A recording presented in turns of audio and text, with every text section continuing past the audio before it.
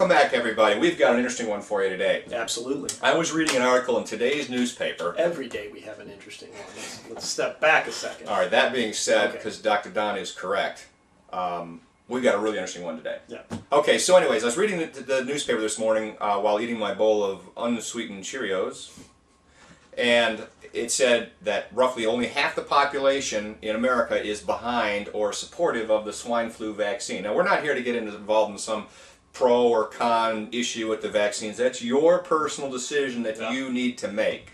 What I want to discuss today is what can we do instead of or in addition to, what can we do to maximize our own health? What can we do to maximize our immune system so that we have less of a chance of picking up, whether it's the swine flu, I like to call it the pig flu, whether it's the pig flu or it's one of the other kind of flus or any other diseases or afflictions that are out there. What do we do to maximize our own immune system? What do you think? You know what? I think this is a great topic because right now I think people are focused on the wrong side of the coin, if you will, of, okay, what can I take that's going to somehow help me? When there's so many things that you can do that will make your body stronger. Exercise is one of the first things that immediately jumps into my head. Did you exercise today? I exercise every single morning, and I will probably at lunchtime as well.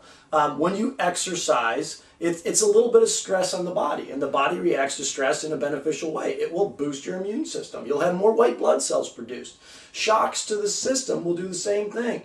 And I don't want people to jump. Shocks? Clear. A shock to the system, exercise, is a shock to the system. It's stress. Russians do something called tempering, and I'm not recommending this, but they will go out literally and jump into, cut a hole in the lake, jump in, and jump out, and then get in like a hot steam hut. So they're going from extremes heat to extremes cold. What it does to the body is it boosts the immune system. It boosts white blood cells. Didn't we see that in a Schwarzenegger movie once? Yes, we did. That was was that Raw Deal or Red? It wasn't Raw Deal. Raw Deal was when he had the log on his shoulder. It was red something.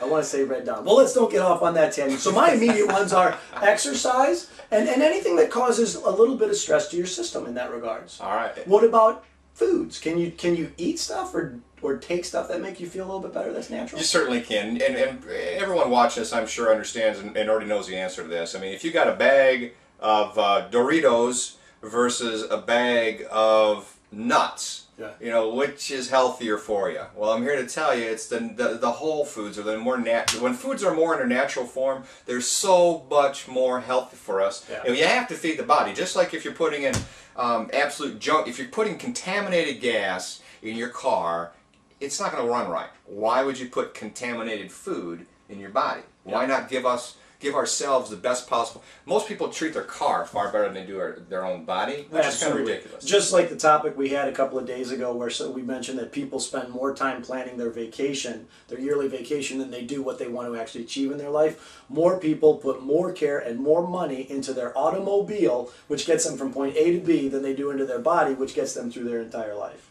It's kind of absurd, isn't it? That's a bad way to do it. Yeah, I think it's extremely absurd.